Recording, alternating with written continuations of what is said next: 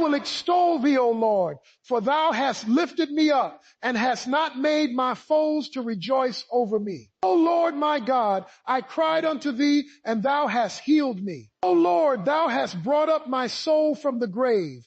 Thou hast kept me alive, that I should not go down to the pit. Sing unto the Lord, O ye saints of his, and give thanks at the remembrance of his holiness. For his anger endureth but a moment.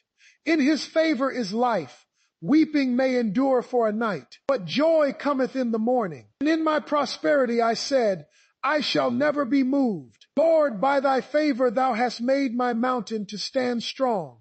Thou didst hide thy face, and I was troubled. I cried to thee, O Lord, and unto the Lord I made supplication. What profit is there in my blood when I go down to the pit? Shall the dust praise thee? Shall it declare thy truth? Hear, O Lord, and have mercy upon me.